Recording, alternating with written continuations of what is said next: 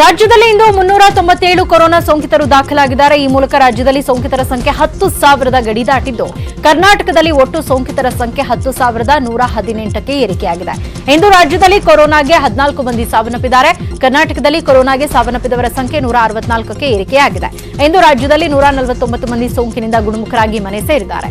ಇಂದು ಬೆಂಗಳೂರಿನಲ್ಲಿ ಬರೋಬ್ಬರಿ 173, ಬಳ್ಳಾರಿಯಲ್ಲಿ 34, ಕಲಬುರಗಿ, ರಾಮನಗರದಲ್ಲಿ ತಲಾ 22 ಮಂದಿ ಸೋಂಕಿತರು ದಾಖಲಾಗಿದ್ದಾರೆ. ನಾಳೆ ಎಸ್ಎಸ್ಎಲ್ಸಿ ಪರೀಕ್ಷೆ ಹಿನ್ನೆಲೆಯಲ್ಲಿ ಶಿಕ್ಷಣ ಸಚಿವ ಸುರೇಶ್ ಕುಮಾರ್ ಹಾಗೂ ಗೃಹ ಸಚಿವ ಬಸವರಾಜ ಬೊಮ್ಮಾಯಿ ಜಂಟಿ ಸುದ್ದಿಗೋಷ್ಠಿಯನ್ನ ನಡೆಸಿದ್ರು. ಒಂದು ಹಾಲ್ನಲ್ಲಿ 18 ವಿದ್ಯಾರ್ಥಿಗಳು ಪರೀಕ್ಷೆಯನ್ನ ಬರೆಯಲಿದ್ದಾರೆ. ವಿದ್ಯಾರ್ಥಿಗಳ ತಾಪಮಾನ ಪರೀಕ್ಷೆ ಮಾಡ್ತೇವೆ, ಮಾಸ್ಕ್ ಕಡ್ಡಾಯ ಮಾಡಿದ್ದೇವೆ ಅಂತ ಹೇಳಿದ್ರು. ಪರೀಕ್ಷೆಗೆ ಗೃಹ ಇಲಾಖೆ, ಪೊಲೀಸ್ ಸಿಬ್ಬಂದಿ, ಆರೋಗ್ಯ ಇಲಾಖೆ ಸಿಬ್ಬಂದಿ, ಕೆಎಸ್ಆರ್ಪಿ ಸಿಬ್ಬಂದಿ ಸೇರಿದಂತೆ 1.5 ಲಕ್ಷ ಸಿಬ್ಬಂದಿ ಕೆಲಸ ಮಾಡ್ತಾ ಇದ್ದಾರೆ ಅಂತ ತಿಳಿಸಿದ್ರು. ಹಾವೇರಿ, ಬಳ್ಳಾರಿ, ಉತ್ತರ ಕನ್ನಡ, ಬಾದಾಮಿ, ವಿಜಯಪುರ ಸೇರಿ ಇತರೆ ಭಾಗದ ಒಟ್ಟು 10 ಮಕ್ಕಳಿಗೆ ಕೊರೋನಾ ಪಾಸಿಟಿವ್ ಇದೆ ಅಂತ ತಿಳಿಸಿದ್ರು. ಇವರಿಗೆ ಆಗಸ್ಟ್ನಲ್ಲಿ ನಡೆಯುವ ಪರೀಕ್ಷೆ ವೇಳೆ ಅವಕಾಶ ಮಾಡಿಕೊಡ್ತೇವೆ ಅಂತ ಹೇಳಿದ್ರು. ಇನ್ನು ಪರೀಕ್ಷಾ ಕೇಂದ್ರದಲ್ಲಿ ಭದ್ರತಾ ವ್ಯವಸ್ಥೆ ಬಗ್ಗೆ ಗೃಹ ಸಚಿವ ಬಸವರಾಜ ಬೊಮ್ಮಾಯಿ ಮಾಹಿತಿಯನ್ನ ನೀಡಿದ್ರು. ನಮ್ಮ ಮಕ್ಕಳಿಗೆ ಮಕ್ಕಳ ಭವಿಷ್ಯ ಮತ್ತೆ ಮಕ್ಕಳ ಹಿತ ಇದನ್ನ ನೆನಪಲ್ಲಿಟ್ಕೊಂಡು ನಾವು ರಾಜ್ಯ ಸರ್ಕಾರ ಮಾಡ್ತಾ ಇರೋ ಒಂದು ಕರ್ತವ್ಯ. ತುಂಬಾ ಆತ್ಮವಿಶ್ವಾಸದಿಂದ ಈ ಪರೀಕ್ಷೆ ನಡೆಸಲಾಗ್ತಾ ಇದೆ. ತುಂಬಾ ಆತ್ಮವಿಶ್ವಾಸದಿಂದ ಮಕ್ಕಳು ಬಂದು ಪಾರ್ಟಿಸಿಪೇಟ್ ಮಾಡಲಿ ಅಂತ ನಾನು ಕೇಳ್ಕೊಳ್ತೀನಿ. ನಾಳೆಯಿಂದ ಎಸ್ಎಸ್ಎಲ್ಸಿ ಪರೀಕ್ಷೆಗಳು ಶುರುವಾಗ್ತಾ ಇರೋ ಹಿನ್ನೆಲೆಯಲ್ಲಿ ಬೆಳಗಾವಿಯ ಪರೀಕ್ಷಾ ಕೇಂದ್ರಕ್ಕೆ ಕೇಂದ್ರ ಸಚಿವ ಸುರೇಶ್ ಅಂಗಡಿ ಭೇಟಿ ಕೊಟ್ಟರು, ಪರಿಶೀಲನೆ ಮಾಡಿದ್ರು. ಬೆಳಗಾವಿಯ ಸರ್ದಾರ್ ಶಾಲೆಯ ಪರೀಕ್ಷಾ ಕೇಂದ್ರಕ್ಕೆ ಭೇಟಿ ಕೊಟ್ಟರು. ಸಾಮಾಜಿಕ ಅಂತರ ಕಾಯ್ದುಕೊಳ್ಳುವಂತೆ ನೋಡಿಕೊಳ್ಳೋದಕ್ಕೆ ಅಧಿಕಾರಿಗಳಿಗೆ ಸೂಚನೆ ಕೊಟ್ಟರು. ವಿದ್ಯಾರ್ಥಿಗಳು ಕಡ್ಡಾಯವಾಗಿ ಮಾಸ್ಕ್, ಸ್ಯಾನಿಟೈಸರ್ ಬಳಸಬೇಕು. ಪಾಲಕರಿಂದ ಪರೀಕ್ಷಾ ಕೇಂದ್ರದಲ್ಲಿ ಜನದಟ್ಟಣೆ ಆಗದಂತೆ ಎಚ್ಚರಿಕೆ ವಹಿಸಬೇಕು ಅಂತ ಸೂಚನೆ ಕೊಟ್ಟರು. ಯಾರೂ ಹೆದರಬೇಕಾಗಿಲ್ಲ. ಕೊರೋನಾ ಇಟ್ಕೊಂಡೇ ನಾವು ಮುಂದೆ ನಮ್ಮ ಜೀವನವನ್ನು ಸಾಗಿಸಬೇಕಾಗ್ತದೆ. ಇದು ಮಕ್ಕಳಿಗೆ ನಾವು ಹೆದರಿಕೆಯನ್ನು ಹಚ್ಚೋದು ಬೇಡ. ಯಾರೂ ಮಕ್ಕಳು ಧೃತಿಗಿಡಬಾರದು. ನಾಳೆ ಚೆನ್ನಾಗಿ ಪರೀಕ್ಷೆ ಬರೋದು ತಮ್ಮ ಜೀವನದ ದಿಕ್ಸೂಚಿಯನ್ನು ನಾವು ಮುಂದೆ ತೋರಿಸ್ಕೊಡ್ಬೇಕು ಅನ್ನೋ ಸಲಹೆಯನ್ನು ಕೊಡ್ತಾ ಇದ್ದೀವಿ. ನಾಳೆ ಎಸ್ಎಸ್ಎಲ್ಸಿ ಇಂಗ್ಲಿಷ್ ಪೇಪರ್ ಪರೀಕ್ಷೆ ಹಿನ್ನೆಲೆಯಲ್ಲಿ ಸಾಮಾಜಿಕ ಜಾಲತಾಣದಲ್ಲಿ ನಕಲಿ ಇಂಗ್ಲಿಷ್ ಪ್ರಶ್ನೆ ಪತ್ರಿಕೆ ಹರಿದಾಡ್ತಾ ಇದೆ. ಸೈಬರ್ ಪೊಲೀಸರಿಗೆ ಈ ಸಂಬಂಧ ದೂರು ಕೊಡಲು ಸಚಿವ ಸುರೇಶ್ ಕುಮಾರ್ ಸೂಚನೆಯನ್ನ ನೀಡಿದ್ದು, ವಿದ್ಯಾರ್ಥಿಗಳು ಕಂಗಾಲಾಗಬಾರದು.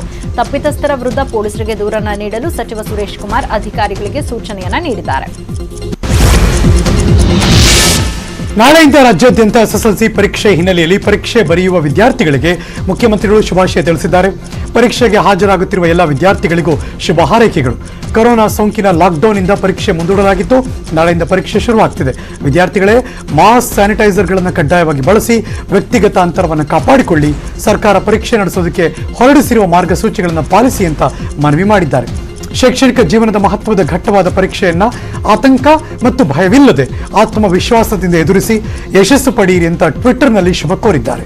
ಇನ್ನು ಮಾಜಿ ಮುಖ್ಯಮಂತ್ರಿ ಸಿದ್ದರಾಮಯ್ಯನವರು ಕೂಡ ಮಕ್ಕಳಿಗೆ ಟ್ವೀಟ್ ಮಾಡೋ ಮೂಲಕ ಶುಭಾಶಯ ಕೋರಿದ್ದಾರೆ. ಒತ್ತಡಕ್ಕೆ ಒಳಗಾಗದೆ ಪರೀಕ್ಷೆ ಬರೆಯಿರಿ ಎಂದಿದ್ದಾರೆ. ನಾಳೆಯಿಂದ ಎಸ್ಎಸ್ಎಲ್ಸಿ ಪರೀಕ್ಷೆ ಹಿನ್ನೆಲೆಯಲ್ಲಿ ಕಂಟೋನ್ಮೆಂಟ್ ಝೋನ್ನಲ್ಲಿರುವ 329 ವಿದ್ಯಾರ್ಥಿಗಳ ಸ್ಯಾಂಪಲ್ ಸಂಗ್ರಹ ಮಾಡಿ ಟೆಸ್ಟ್ಗೆ ಕಳುಹಿಸಲಾಗಿದೆ. ಈಗಾಗಲೇ 300 ಜನ ವಿದ್ಯಾರ್ಥಿಗಳ ವರದಿ ನೆಗೆಟಿವ್ ಬಂದಿದ್ದು, 29 ವಿದ್ಯಾರ್ಥಿಗಳ ವರದಿ ಬರುವುದು ಬಾಕಿ ಇದೆ. ಅದು ಕೂಡ ಇಂದು ರಾತ್ರಿಯೊಳಗೆ ಸ್ಯಾಂಪಲ್ ವರದಿ ಬರುವ ಸಾಧ್ಯತೆ ಇದೆ. ನೆಗೆಟಿವ್ ಬಂದರೆ ಪರೀಕ್ಷೆಗೆ ಕುಳಿತುಕೊಳ್ಳೋದಕ್ಕೆ ಅವಕಾಶವನ್ನ ನೀಡಲು ಪರೀಕ್ಷಾ ಮಂಡಳಿ ಮುಂದಾಗಿದೆ. ಕೋಲಾರದ ಕೆಜಿಎಫ್ನಲ್ಲಿ ಎಸ್ಎಸ್ಎಲ್ಸಿ ವಿದ್ಯಾರ್ಥಿನಿಗೆ ಕೊರೋನಾ ಸೋಂಕು ತಗುಲಿದೆ. ಕೋಲಾರ ಜಿಲ್ಲೆಯ ಕೆಜಿಎಫ್ ತಾಲೂಕಿನ ದಾದೇನಹಳ್ಳಿ ಗ್ರಾಮದ 16 ವರ್ಷದ ಬಾಲಕಿಗೆ ಈ ಸೋಂಕು ದೃಢವಾಗಿದೆ. ಇತ್ತೀಚೆಗೆ ಬಾಲಕಿಗೆ ಬಾಲ್ಯ ವಿವಾಹ ಮಾಡಲಾಗಿತ್ತು. ವಿವಾಹದ ನಂತರ ಮಾಹಿತಿ ತಿಳಿದು ಬಾಲಕಿಯನ್ನ ರಕ್ಷಣೆ ಮಾಡಿ ಕೊರೋನಾ ಪರೀಕ್ಷೆ ಮಾಡಲಾಗಿತ್ತು. ಕೊರೋನಾ ಪರೀಕ್ಷೆಯಲ್ಲಿ ಸೋಂಕು ಇರೋದು ಕೂಡ ದೃಢವಾಗಿದೆ. ವಿದ್ಯಾರ್ಥಿನಿ ಕೋಲಾರದ ಸರ್ಕಾರಿ ಕೋವಿಡ್ ಆಸ್ಪತ್ರೆಗೆ ದಾಖಲಾಗಿದ್ದಾರೆ. ನಾಳೆ ವಿದ್ಯಾರ್ಥಿನಿಗೆ ಪರೀಕ್ಷೆ ಬರೆಯೋದಕ್ಕೆ ಅವಕಾಶವನ್ನ ನಿರಾಕರಿಸಲಾಗಿದೆ. ವಿದ್ಯಾರ್ಥಿನಿಯ 4 ಸ್ನೇಹಿತರಿಗೆ ನಾಳೆ ಪ್ರತ್ಯೇಕವಾಗಿ ಪರೀಕ್ಷೆ ಬರೆಯೋದಕ್ಕೆ ಅವಕಾಶವನ್ನು ಕಲ್ಪಿಸಲಾಗಿದೆ. ಕೆಜಿಎಫ್ನ ಬಿಇಒ ಇದ್ರ ಬಗ್ಗೆ ಮಾಹಿತಿ ಕೊಟ್ಟಿದ್ದಾರೆ. ನಾಳೆ ಎಸ್ಎಸ್ಎಲ್ಸಿ ಪರೀಕ್ಷೆ ಬರೀಬೇಕಿದ್ದ ಗದಗದ ಎಸ್ಎಸ್ಎಲ್ಸಿ ವಿದ್ಯಾರ್ಥಿಗೆ ಇಂದು ಕೊರೋನಾ ಸೋಂಕು ದೃಢಪಟ್ಟಿದೆ. ಲಕ್ಷ್ಮೇಶ್ವರ ಪಟ್ಟಣದಲ್ಲಿ ಪರೀಕ್ಷೆ ಬರೀಬೇಕಾಗಿದ್ದ ವಿದ್ಯಾರ್ಥಿಯ ಕೊರೋನಾ ಟೆಸ್ಟ್ ಮಾಡಿಸಿದಾಗ ಪಾಸಿಟಿವ್ ದೃಢಪಟ್ಟಿದೆ. ಆತಂಕದ ವಿಷಯ ಅಂದ್ರೆ ಈ ಪಾಸಿಟಿವ್ ವಿದ್ಯಾರ್ಥಿ ಜೊತೆ ನಾಳೆ ಪರೀಕ್ಷೆ ಬರೆಯಲಿರುವ ಹಲವು ಎಸ್ಎಸ್ಎಲ್ಸಿ ವಿದ್ಯಾರ್ಥಿಗಳು ಸಂಪರ್ಕಕ್ಕೆ ಬಂದಿದ್ದಾರೆ. ಭಯದ ಮಧ್ಯೆ ನಾಳೆಯಿಂದ ಎಸ್ಎಸ್ಎಲ್ಸಿ ಪರೀಕ್ಷೆ ಶುರುವಾಗ್ತಾ ಇದೆ. ಪರೀಕ್ಷೆ ಹಿನ್ನೆಲೆಯಲ್ಲಿ ಪ್ರೌಢ ಶಿಕ್ಷಣ ಪರೀಕ್ಷಾ ಮಂಡಳಿಯಿಂದ ಸೂಕ್ತ ವ್ಯವಸ್ಥೆಯನ್ನು ಮಾಡಿಕೊಳ್ತಾ ಇದ್ದಾರೆ. ಜುಲೈ 4ನೇ ತಾರೀಕಿನವರೆಗೆ ಈ SSLC ಪರೀಕ್ಷೆ ನಡೆಯುತ್ತೆ. 8,48,203 ವಿದ್ಯಾರ್ಥಿಗಳು ಪರೀಕ್ಷೆಯಲ್ಲಿ ಪಾಲ್ಗೊಳ್ತಿದ್ದಾರೆ. ರಾಜ್ಯದಲ್ಲಿ 2,879 ಪರೀಕ್ಷಾ ಕೇಂದ್ರಗಳಲ್ಲಿ ಪರೀಕ್ಷೆಯಾಗಿದೆ. ಅಷ್ಟೇ ಅಲ್ಲ, ರೂಮ್ನಲ್ಲಿ ಸಾಮಾಜಿಕ ಅಂತರದಲ್ಲಿ ಪರೀಕ್ಷೆ ಬರೆಯೋದಕ್ಕೆ ಅವಕಾಶವನ್ನು ಮಾಡಿಕೊಡಲಾಗಿದೆ. ಮೈಸೂರಿನಲ್ಲಿ ಕೊರೋನಾ ಕಮ್ಯುನಿಟಿ ಸ್ಪ್ರೆಡ್ ಆಗುವ ಭೀತಿ ಹಿನ್ನೆಲೆಯಲ್ಲಿ ಮೈಸೂರು ಡಿಸಿ ಅಭಿರಾಮ್ ಜಿ ಶಂಕರ್ ಕಳವಳವನ್ನು ವ್ಯಕ್ತಪಡಿಸಿದ್ದಾರೆ. ಕಮ್ಯುನಿಟಿ ಸ್ಪ್ರೆಡ್ ಆಗುವ ಬಗ್ಗೆ ಒಬ್ಬೊಬ್ರು ಒಂದೊಂದು ರೀತಿಯಲ್ಲಿ ಹೇಳ್ತಾರೆ. ಕೆಲವರು ಸ್ಪ್ರೆಡ್ ಆಗ್ತಾ ಇದೆ ಅಂತಾರೆ, ಇನ್ನು ಕೆಲವರು ಈಗಾಗಲೇ ಸ್ಪ್ರೆಡ್ ಆಗಿದೆ ಅಂತ ಹೇಳ್ತಿದ್ದಾರೆ. ಆದ್ರೆ ಆ ಒಂದು ಪದವನ್ನ ನಾವು ಬಳಕೆ ಮಾಡಲ್ಲ. ಆದ್ರೆ ಮೈಸೂರಿನಲ್ಲಿ ಸಮುದಾಯಕ್ಕೆ ಕೊರೋನಾ ಹರಡುವ ಸಾಧ್ಯತೆ ಹೆಚ್ಚಾಗಿದೆ ಅಂತ ಹೇಳಿದ್ರು. ಕಮ್ಯುನಿಟಿ ಸ್ಪ್ರೆಡ್ ಕುರಿತು ಸರ್ಕಾರದ ಮುಖ್ಯ ಕಾರ್ಯದರ್ಶಿಗಳ ಜೊತೆ ವಿಡಿಯೋ ಕಾನ್ಫರೆನ್ಸ್ ಇದೆ. ಆ ನಂತರ ಈ ಬಗ್ಗೆ ಇನ್ನಷ್ಟು ಮಾಹಿತಿ ಸಿಗಲಿದೆ ಅಂತ ಹೇಳಿದ್ರು. ಇವತ್ತಿನಿಂದ ಜಯದೇವ ಆಸ್ಪತ್ರೆಯ OPD ಬಂದ್ ಆಗಿದೆ. ಇವತ್ತು OPD ಸೇವೆ ಇಲ್ಲ ಅಂತ ಮೊದಲೇ ತಿಳಿಸಿದ್ರು. ಸುಮಾರು 250 ರೋಗಿಗಳು ಆಸ್ಪತ್ರೆಗೆ ಬಂದಿದ್ರು. ಅವರೆಲ್ಲರಿಗೂ ಚಿಕಿತ್ಸೆ ನೀಡಲಾಗಿದೆ ಅಂತ ಜಯದೇವ ಆಸ್ಪತ್ರೆ ತಿಳಿಸಿದೆ. ಅತ್ಯಗತ್ಯ ಸೇವೆಗೆ ಎಮರ್ಜೆನ್ಸಿ ವಿಭಾಗ ತೆರೆದಿರುತ್ತೆ. ಮುಂದೂಡಬಹುದಾದ ಶಸ್ತ್ರಚಿಕಿತ್ಸೆಗಳನ್ನು ಮುಂದೂಡಲಾಗಿದೆ. ಅದನ್ನು ಹೊರತುಪಡಿಸಿದರೆ ಒಳರೋಗಿಗಳ ವಿಭಾಗ, ತುರ್ತು ಸರ್ಜರಿಗಳು ಎಂದಿನಂತೆ ನಡೆಯುತ್ತೆ ಅಂತ ಜಯದೇವ ಆಡಳಿತ ಮಂಡಳಿ ತಿಳಿಸಿದೆ. ಈಗಾಗಲೇ ಜಯದೇವ ಆಸ್ಪತ್ರೆಯ 2 ವೈದ್ಯರು ಮತ್ತು 3 ಸಹಾಯಕ ಸಿಬ್ಬಂದಿಗೆ ಕೊರೋನಾ ಸೋಂಕು ದೃಢಪಟ್ಟಿದೆ. ಕೊರೋನಾ ಸೋಂಕಿತರಿಗೆ ಸೂಕ್ತ ಚಿಕಿತ್ಸೆ ನೀಡುವಲ್ಲಿ ರಾಜ್ಯ ಸರ್ಕಾರ ಸಂಪೂರ್ಣ ವಿಫಲವಾಗಿದೆ ಅಂತ HD ಕುಮಾರಸ್ವಾಮಿ ಆರೋಪವನ್ನ ಮಾಡಿದ್ದಾರೆ. ಈಗಿರುವ 3,4,000 ರೋಗಿಗಳಿಗೆ ಚಿಕಿತ್ಸೆ ನೀಡಲು ಬೆಡ್ಗಳಿಲ್ಲ, ವೆಂಟಿಲೇಟರ್ಗಳ ಕೊರತೆ ಇದೆ. ಇದಕ್ಕೆ ಸ್ವಯಂ ಪ್ರೇರಿತ ಲಾಕ್ಡೌನ್ ಒಂದೇ ಪರಿಹಾರ ಅಂತ ಟ್ವೀಟ್ ಮಾಡಿದ್ದಾರೆ. ಜೊತೆಗೆ ಖಾಸಗಿ ಆಸ್ಪತ್ರೆಗಳಲ್ಲಿ ಚಿಕಿತ್ಸೆ ಪಡೆಯಲು ಇರುವ ದರ ದುಬಾರಿ. ಸರ್ಕಾರ ನಿಗದಿಪಡಿಸಿರುವುದು ದಿನಕ್ಕೆ 10,000 ರಿಂದ 15,000 ರೂಪಾಯಿ. ಈ ದರ ಬಡವರಿಗಿರಲಿ, ಮೇಲ್ವರ್ಗದವರಿಗೂ ಭರಿಸಲು ಸಾಧ್ಯವಾಗೋದಿಲ್ಲ. ಒಂದು ಕುಟುಂಬದ 4 ಜನರಿಗೆ ಕೊರೋನಾ ಬಂದ್ರೆ ಖಾಸಗಿ ಆಸ್ಪತ್ರೆಯಲ್ಲಿ 15 ದಿನಗಳ ಚಿಕಿತ್ಸೆಗೆ ಸರ್ಕಾರ ನಿಗದಿಪಡಿಸಿರುವ ದರದ ಪ್ರಕಾರ 5-6 ಲಕ್ಷ ರೂಪಾಯಿ ಬೇಕಾಗುತ್ತೆ. ಬಡವರು, ಮಧ್ಯಮ ವರ್ಗದವರು ಎಲ್ಲಿಂದ ತರ್ತಾರೆ ಅಂತ ಟ್ವಿಟರ್ನಲ್ಲಿ ಪ್ರಶ್ನೆ ಮಾಡಿದ್ದಾರೆ. ಕುಟುಂಬಸ್ಥರಿಗೆ ಕೊರೋನಾ ಸೋಂಕು ತಗುಲಿರೋದ್ರಿಂದ ಸ್ವತಃ ಕ್ವಾರಂಟೈನ್ ಇರುವಂತಹ ಸಚಿವ ಸುಧಾಕರ್ ಇವತ್ತು ವಿಡಿಯೋ ಕಾನ್ಫರೆನ್ಸ್ ನಡೆಸಿದರು. ವಿಡಿಯೋ ಸಂವಾದದಲ್ಲಿ 10ನೇ ತರಗತಿ ಪರೀಕ್ಷೆ ಬಗ್ಗೆ ಸಚಿವ ಡಾಕ್ಟರ್ ಸುಧಾಕರ್ ಮಾಹಿತಿ ಪಡೆದರು. ಒಬ್ಬ ವಿದ್ಯಾರ್ಥಿಗೂ ತೊಂದರೆ ಆಗದ ಹಾಗೆ ಮುಂಜಾಗ್ರತಾ ಕ್ರಮವನ್ನು ವಹಿಸಿ ಥರ್ಮಲ್ ಸ್ಕ್ರೀನಿಂಗ್, ಸ್ಯಾನಿಟೈಸರ್, ವಿದ್ಯಾರ್ಥಿಗಳ ಬಗ್ಗೆ ಕಾಳಜಿ ವಹಿಸಿ ಕೊಠಡಿ ಆವರಣದಲ್ಲಿ ಸ್ವಚ್ಛತೆ ಕಾಪಾಡೋದಕ್ಕೆ ಸೂಚನೆ ಕೊಟ್ಟರು. ರೋಗದ ಲಕ್ಷಣಗಳು ಕಂಡು ಬಂದಲ್ಲಿ ಪ್ರತ್ಯೇಕ ಕೊಠಡಿ ವ್ಯವಸ್ಥೆ ಮಾಡಿ, ಸಾಧ್ಯವಾಗದೇ ಇದ್ರೆ ಮತ್ತೆ ಪರೀಕ್ಷೆಗೆ ಕೂರಿಸುವಂತ ಭರವಸೆ ಕೊಡಿ ಅಂತ DC R Latha, CEO Fouziya Tarannum, SP ಮಿಥುನ್ಗೆ ಸೂಚನೆ ಕೊಟ್ಟಿದ್ದಾರೆ. ಪೊಲೀಸ್ ಇಲಾಖೆಯನ್ನ ಕೊರೋನಾ ಬೆಂಬಿಡದೆ ಕಾಡ್ತಾ ಇದೆ. ವಿಲ್ಸನ್ ಗಾರ್ಡನ್ ಸಂಚಾರಿ ಠಾಣೆಯಲ್ಲಿ ಮತ್ತೆ ಪಾಸಿಟಿವ್ ಕೇಸ್ ಪತ್ತೆಯಾಗಿದೆ. 5 ಸಂಚಾರಿ ಪೊಲೀಸ್ ಸಿಬ್ಬಂದಿಗೆ ಕೊರೋನಾ ಪತ್ತೆಯಾಗಿದೆ. ಪಾಸಿಟಿವ್ ಬಂದು ಮೃತಪಟ್ಟ ASI ಸಂಪರ್ಕದಲ್ಲಿದ್ದ ಸಿಬ್ಬಂದಿಗೆ ಕೊರೋನಾ ಸೋಂಕು ತಗುಲಿದೆ. ಒಬ್ಬರು ASI, 2 ಹೆಡ್ ಕಾನ್ಸ್ಟೇಬಲ್, 2 ಕಾನ್ಸ್ಟೇಬಲ್ಗೆ ಪಾಸಿಟಿವ್ ದೃಢಪಟ್ಟಿದೆ. ಬೆಂಗಳೂರಿನ ಕೋವಿಡ್ ಆಸ್ಪತ್ರೆಯಾಗಿರೋ ವಿಕ್ಟೋರಿಯಾ ಆಸ್ಪತ್ರೆ ಮೊದಲೇ ಅವ್ಯವಸ್ಥೆಯ ಆಗರವಾಗಿದೆ. ಹೀಗಿರಬೇಕಾದ್ರೆ ಕೊರೋನಾ ಸೋಂಕಿತನೊಬ್ಬ ವಿಕ್ಟೋರಿಯಾ ಆಸ್ಪತ್ರೆಯಿಂದ ಎಸ್ಕೇಪ್ ಆಗಿದ್ದಾನೆ.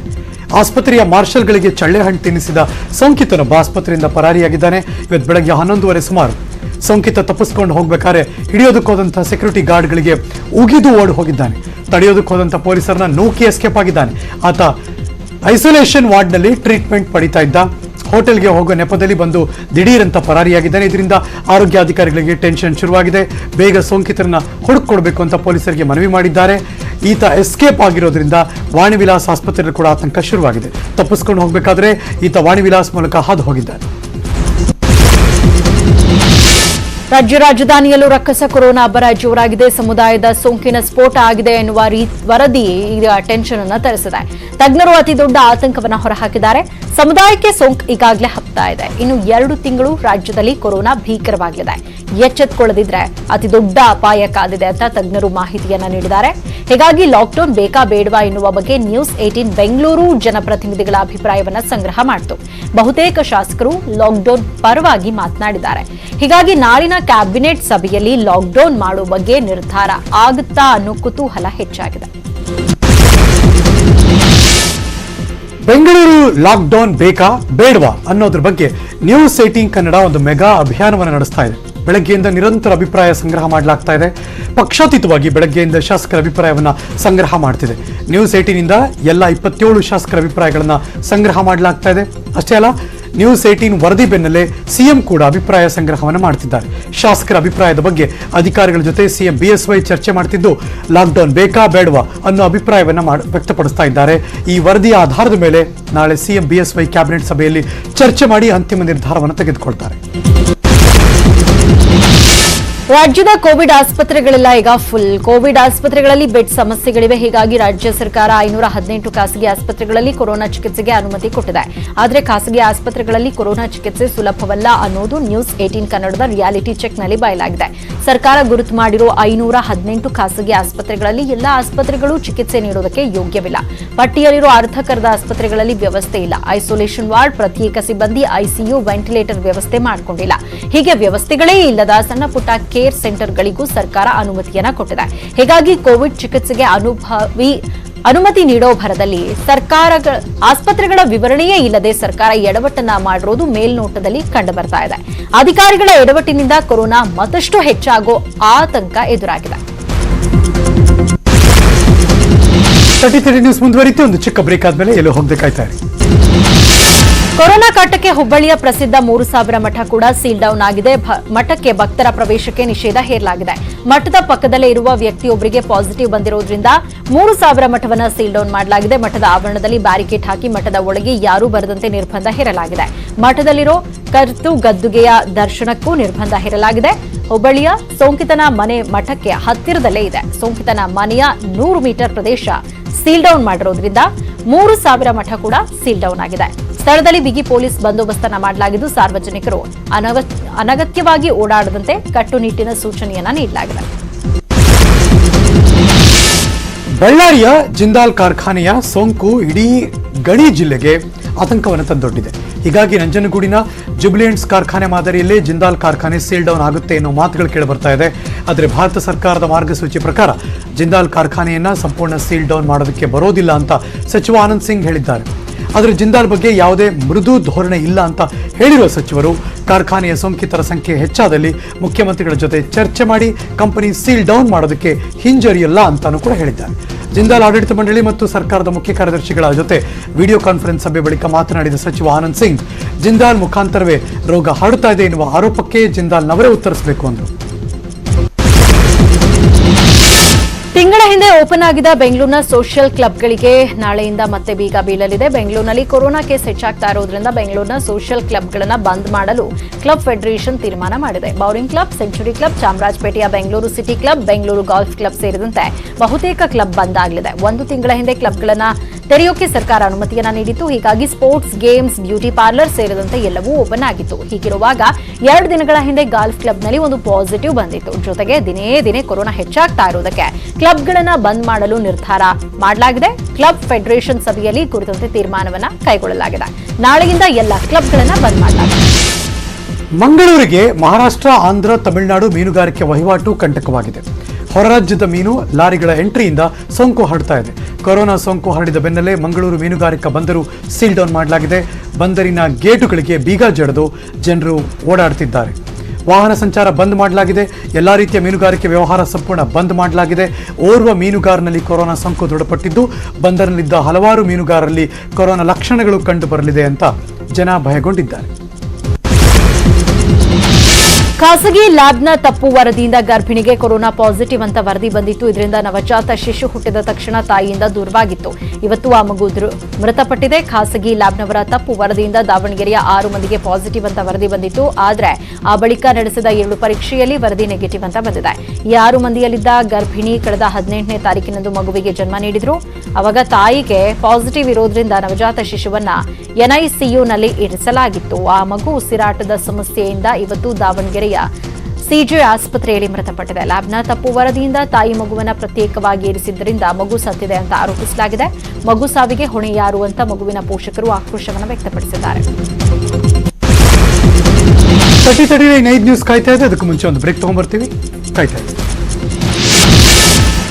ಕೊರೋನಾ ಲಾಕ್ಡೌನ್ ವೇಳೆ ಬಂದ್ ಆಗಿದ್ದ ರಾಜ್ಯ ಸರ್ಕಾರಿ ಸಾರಿಗೆಯ ಎಸಿ ಬಸ್ಗಳು ನಾಳೆಯಿಂದ ಮತ್ತೆ ಪುನರಾರಂಭ ಆಗಲಿದೆ.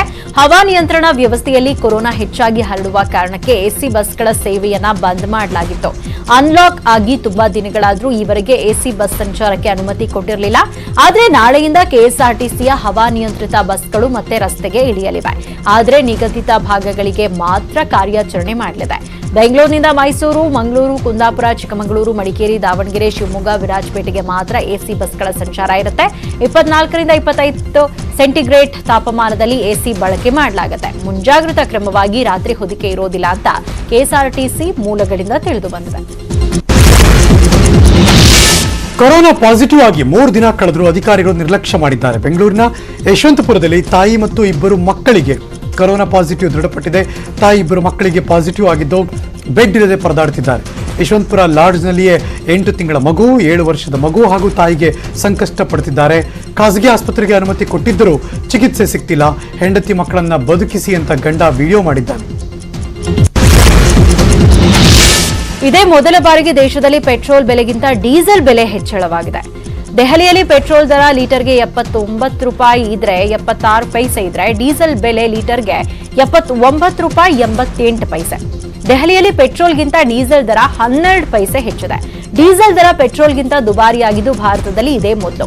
ಸಾಮಾನ್ಯವಾಗಿ ಪೆಟ್ರೋಲ್ ಡೀಸೆಲ್ ನಡುವೆ 5ರಿಂದ 8 ರೂಪಾಯಿ ಇರ್ತಾ ಇತ್ತು. ಅಲ್ಲದೆ ಕಳೆದ 18 ದಿನಗಳಿಂದ ದೇಶದಲ್ಲಿ ಪೆಟ್ರೋಲ್ ಹಾಗೂ ಡೀಸೆಲ್ ದರ ಹೆಚ್ಚಾಗ್ತಾನೆ ಇದೆ. ನಿರಂತರವಾಗಿ ಕಳೆದ 18 ದಿನಗಳಿಂದ ಪೆಟ್ರೋಲ್ ಡೀಸೆಲ್ ಬೆಲೆ ಹೆಚ್ಚಾಗಿ ಪ್ರತಿ ಲೀಟರ್ ಪೆಟ್ರೋಲ್ಗೆ 8.50 ರೂಪಾಯಿ ಹಾಗೂ ಪ್ರತಿ ಲೀಟರ್ ಡೀಸೆಲ್ಗೆ 10.01 ರೂಪಾಯಿ ಹೆಚ್ಚಳ ಮಾಡಲಾಗಿದೆ. ಅಂತಾರಾಷ್ಟ್ರೀಯ ಮಾರುಕಟ್ಟೆಯಲ್ಲಿ ಕ್ರೂಡ್ ಆಯಿಲ್ ದರ ಕಡಿಮೆ ಆಗ್ತಾ ಇದ್ರು ನಮ್ಮ ದೇಶದಲ್ಲಿ ಮಾತ್ರ ತೈಲ ಬೆಲೆ ಏರಿಕೆಯಾಗಿ ಸವಾರರ ಜೇಬಿಗೆ ಕತ್ತರಿ ಬೀಳ್ತಾ ಇದೆ.